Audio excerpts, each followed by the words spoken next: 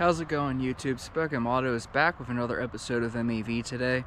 It's going to be a relatively short and sweet video.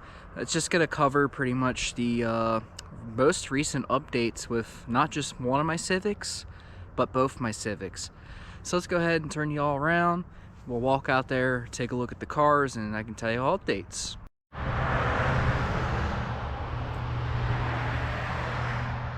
Well, here are my Civics. Both together, both happy. We're gonna go ahead and start with the updates on the Coupe before we get to the Sedan, because there's a little bit more in the detail I want to get into with this car. So for now, let's get into the other one, and we'll see what happens. But anyway, so update number one is pretty obvious. Alright, so I remember in the previous video that I did with this car, when I installed the radio, the backup camera, and all that fun stuff, I talked about getting the facelift front end done. I talked about how I ordered new headlight assemblies. As you can see, that never happened. I can tell you exactly what happened with these headlights. So the new headlights did show up, but the dumbasses sent me the ones that were on the Sedan. They advertised that it was for the Coupe. They had a picture of the Coupe. They had Coupe headlights pictured. But then on the spec sheet that showed all the models it could fit on, it said Sedan. So they listed the wrong model. So I had to ship them back and get my refund. So that's what I ended up doing. So what I did instead was I got a mother's headlight restoration kit, and I attempted to restore them. And obviously, as you can see, there is some permanent damage that appears to be inside the lens. So it's not perfect, but it looks a lot better, more presentable than before. You could especially notice an improvement on this side. It's a lot cleaner. I might still eventually get the new headlights for it. I don't know yet, but for right now, I'll just stick with these cheap aftermarkets that I just threw a restoration kit on and go with that. And then I recently went to Discount Tire because these tires were way past due for a rotation. Because my mother is the previous owner of this car, as you guys might know. And she got the tires put on this car back in 2019, shortly after she bought this car, and she put like 20 some odd thousand miles on it, and not one time did she ever rotate the tires or balance them. So they were just sitting in the same spot as you see now for 5 years until I took ownership. How she didn't have a blowout, I have no idea. But very lucky there, considering the fact that she had the cheapest possible tire option that you could buy at Discount Tire. That's pretty impressive. But anyway, so I took the car to get the tires rotated. They said that while the tread was still decent on it, not great but decent, they highly, strongly recommended that I get the tires replaced, because they showed me that the tires all had severe sidewall cracking and dry rot starting to happen on there, and that would have been a very high risk for a blowout. And this was the car that I was planning to take to Maryland with me for Christmas for my road trip. So yeah, this car isn't going on the road trip this year, unfortunately, just due to the electrical issues it's been having and stuff, and not having heat or any kind of climate system anymore. That's why I opted to just go ahead and take my other car. But anyway, I got the tires replaced, so all these are brand new tires. Find the date code. 27th week of 2024. So yep, all brand new. They're all made the same, pretty much the same week and year. So brand new 2024 tires. These are the same cheapo tires that my mom got put on the car last time. So yeah, I got cheapo tires, but hey, they work. They're fine. So why not? Save a little bit of money. It was like $466 for the set of 4 brand new tires. And plus, you know, it has warranties and lifetime free rotations and balances, free lifetime flat repairs and things like that. So I mean, that's a pretty great deal for $466. The next thing that I'm actually going to be doing to this car is brakes. They really need brakes bad. When you look at these wheels, you can kind of see just how absolutely filthy they are from all the brake dust. And yeah, all these brakes need to be changed. All 4 brakes all around are also from 2019, so over 5 years old. Been driven a lot, and my mom is not exactly easy on brakes. Let's just say that she used to fly up pretty close to the back of people at red lights or stop signs, and she would hit her brakes pretty hard at the last second. Like, that's how she always braked in this car. So it's no surprise to her that the brakes need to be replaced and addressed. So that's the next thing on the list for this car, is all new brakes. I'll be getting that done probably here in the next week or so. At least that's my plan. Get in here, check it out. Pretty much the same as before. Cigarette smell is not really around anymore. I mean, you can still smell a very, very, very faint hint of it, but it's not bad. But it's still clean, still held up good, still does its job. Got a few new pieces here. This is all actually stuff I found at the junkyard. So this brake lever thing and this this gear shift surround I found at the junkyard. Grabbed them from a junk car and took them. So I now got these for this car. This is a complete shit show. So this part might have to be replaced if I can't get this adhesive super glue crap off of it. I'm very disappointed with that, but you know, it is what it is. If you're wondering where that stuff came from, it came from this carbon fiber piece that's supposed to go here.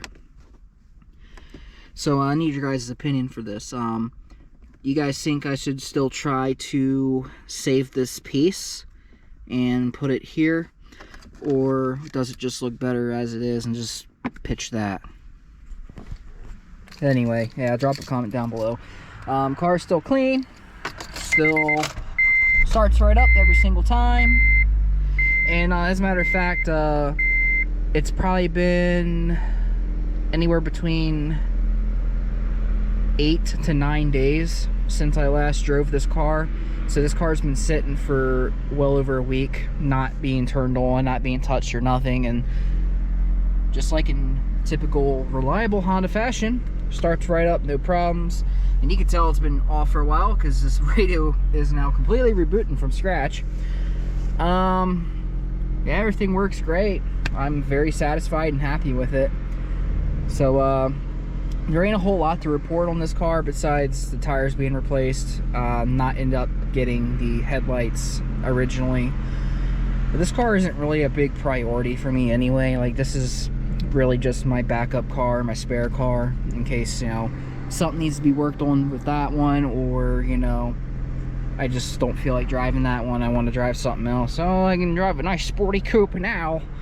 So I mean, it's really nice to have 2 solid, reliable Hondas, and you know, neither one's broken. They both start right up every single time, and at the end of the day, I'm very happy with these cars, and you know, I'm happy with this one.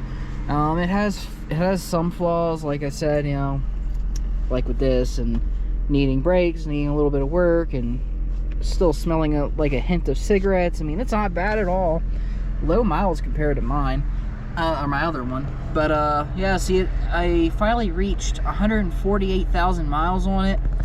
So I've officially put just under 2,000 miles on it, because by the time it gets to the 148,200 mile mark, that'll be when I officially hit 2,000. So like, you might as well say like 1,900 some miles I've put on it since I got it in August. It's now November 24th. So, wow, how many months has that been? Like 3 months. I've had this car for 3 months and I didn't even put 2,000 miles on it. It's because I try to drive that one more often. You know, that one has all the miles on it. That one's been my runner forever. And not gonna lie, that one's my favorite. I favorite that car. I'm very biased with that car. So yeah, this one does do a lot of sitting, but I do switch it out occasionally. Like sometimes I'll drive it to work for a day or two in a week. Sometimes I'll drive it on the weekend. Sometimes I'll drive it to work for the whole work week. You know, I guess it really just depends on my mood.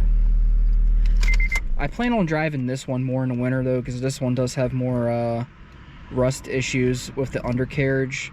And I really want to try to work hard to keep that one clean, even though that one has a lot more miles on it.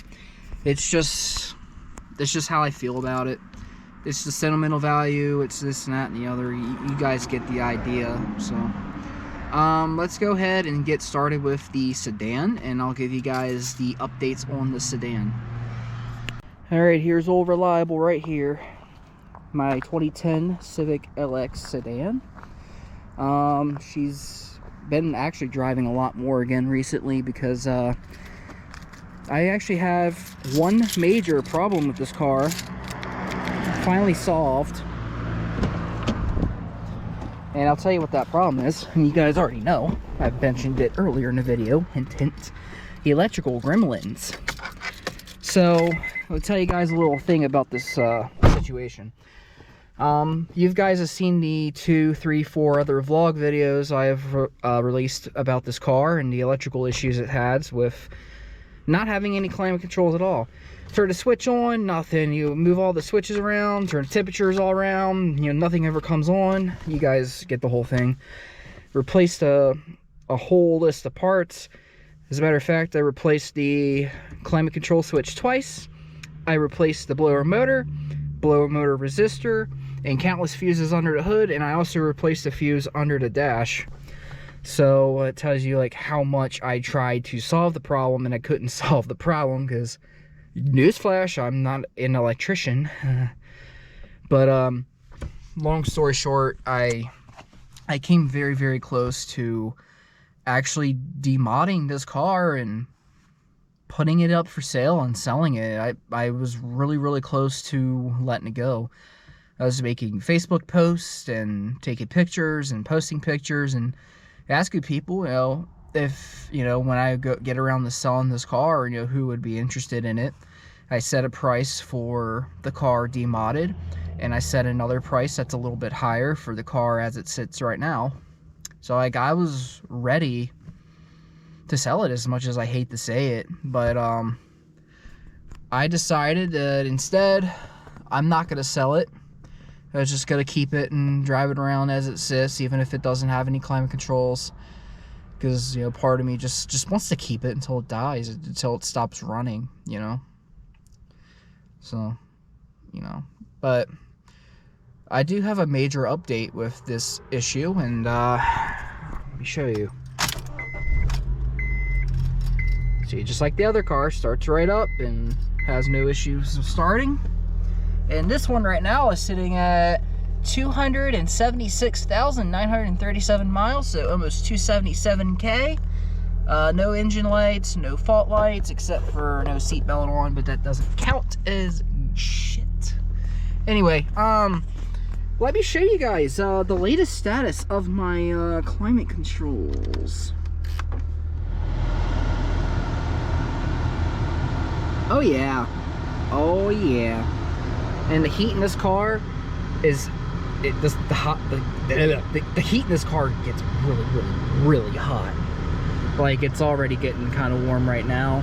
Like, it's really good hot heat. As you can tell, I mean, it's hard to tell on the screen, but it's running. All the temperatures, all the speeds work. It comes right on and off every time. All the modes work, and you know, even the temperature change works. The air conditioning, unfortunately, still works. That's a whole separate issue. I've gotten that figured out.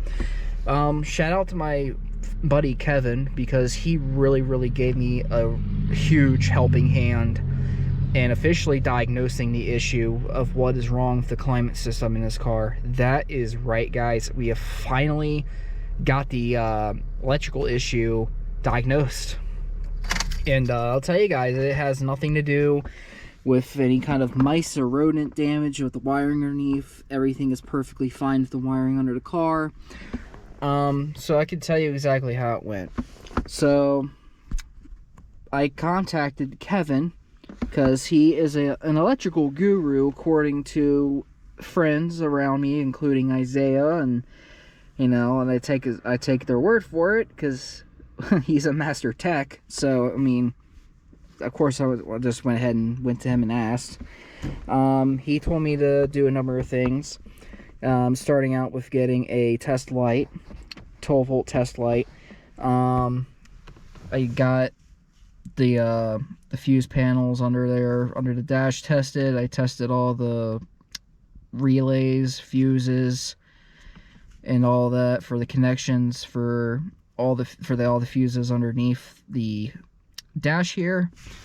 I tested the connection for the plug that plugs into the blower motor, and I tested the relays and fuses all under the hood. So the way that it happened, we first tested the fuses under the dash. The fuse wasn't blown, of course. None of the fuses and relays were blown. So we tested the connection. The fuse under here had a connection. There was there was like 2 relays and a fuse under the hood that we tested. All of those had a connection. And then we tested the connector for the blower motor under here, and that did not have power. Nothing was getting to that. So that was kind of a thing. So that's when we decided to go under the hood of my car again.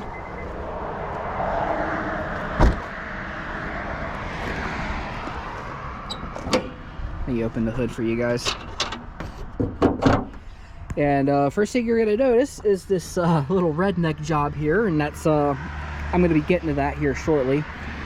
So let's take this cover off. So we tested several connections here. We tested the connectors here, we tested the fuse here, we tested the connections for the relays here, and of course everything had a connection. The fan under the dash didn't have a connection, like I stated earlier.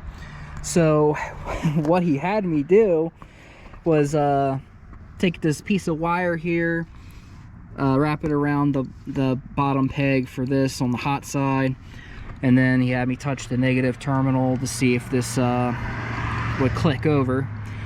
And of course when I did that, it clicked.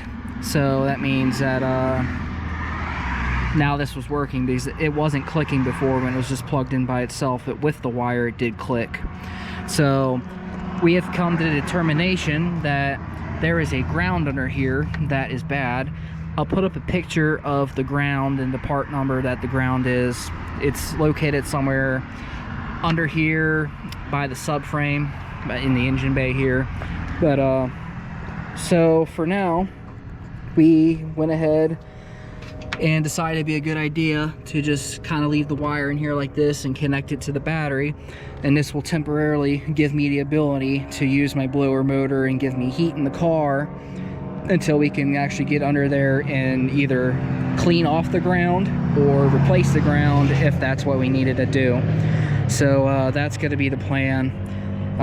It's a matter of waiting at this point, because not going to put too much personal things out there, but he's going through some stuff right now, and he's been really busy. So of course I'm not going to rush him, because, you know, life and family is way more important than fixing some guy's car. But anyway, hopefully everything works out for you. Truly, I mean, it's nice to see good updates on Facebook and stuff, so that's good to hear. But yeah, just whenever the time is right and we're available, we were gonna make a time to meet up, and then we can actually like get this car torn down, and we could actually correct the problem properly, so we don't just have this random wire rigged under here forever. So that's the plan. So that is the problem with the car. The problem has officially been diagnosed as a bad ground. So that is why I lost my blower motor and had no ability to have any kind of climate in my car. Unfortunately, that has nothing to do with the AC problem. That's a whole separate problem that I'm gonna have to have looked at another time. Could be a number of things for that. Could be a Freon leak somewhere, which I doubt it.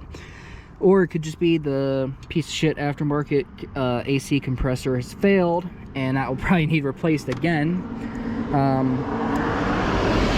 Thankfully, I'm pretty sure that AC compressor has a lifetime warranty, and I have the receipt for it somewhere, so I can just, one of these days if I have to, I could get this car tore down, take the compressor out, take it back and get a refund for it, because I'm not getting another 4 seasons. Piece of shit. I wouldn't have to worry about the car sitting for a while until I can actually get around to getting the new compressor, getting it put in, get everything recharged and fixed. Because guess what? I have a second Honda sitting right here, and it's just as reliable as the one sitting in front of me. So it's not like I'm not going to be without a car or not be able to go to work. It's like I have to hurry up and get this fixed right now. It could sit like this as it is until we can get around to fixing the broken ground under here, and until we can get the AC compressor, the AC situation, whatever the hell is wrong with it, solved here. I have a slight hunch that the AC compressor might be bad on this one, even though it's nearly brand new.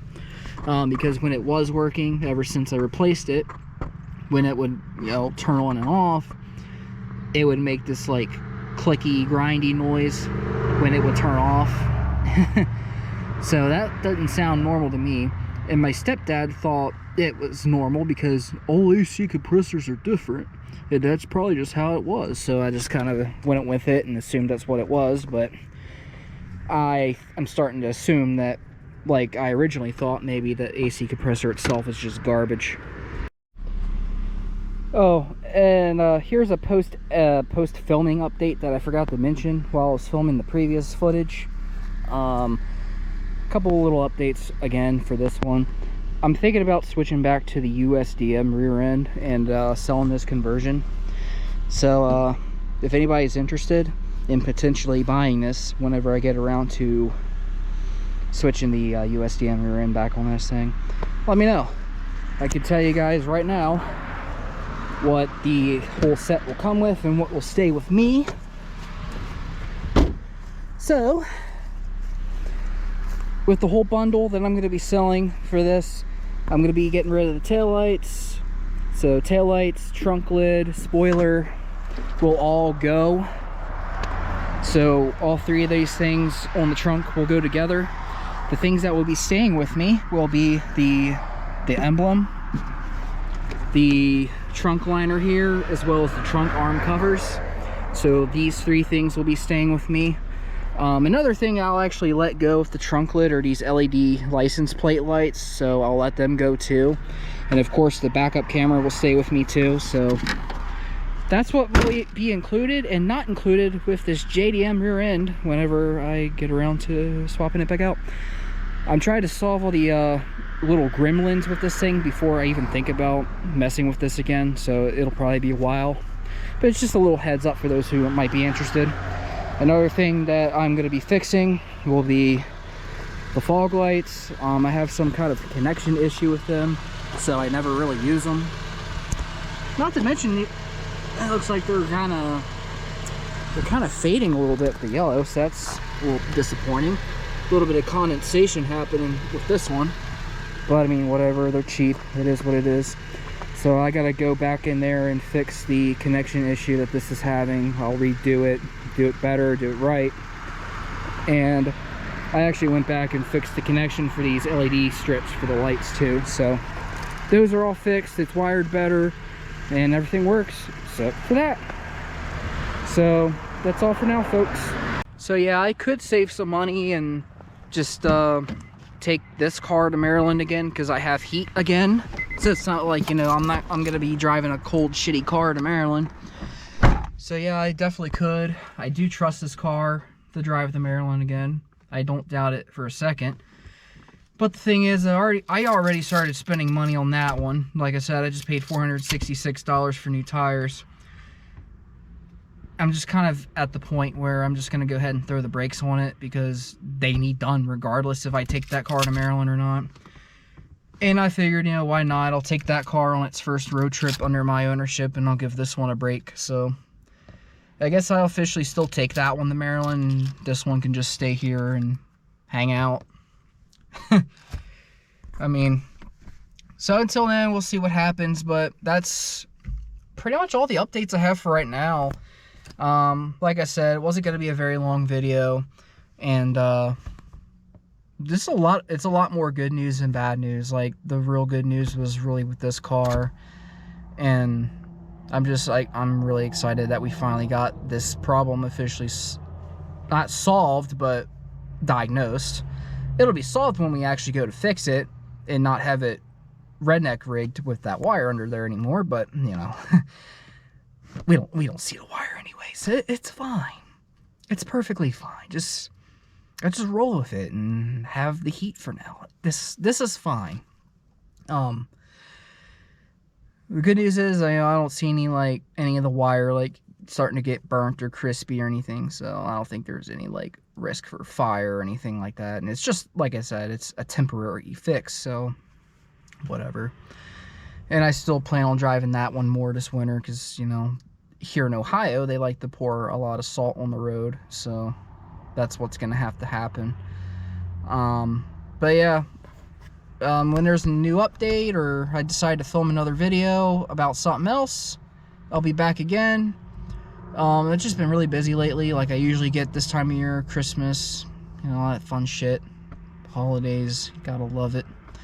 But anyway, please like the video, share the video with your friends and family, and as always, hit the like button, share the video with friends and family, like I just repeated 2 seconds ago, and hit the bell icon to get notified of each video upload in the future.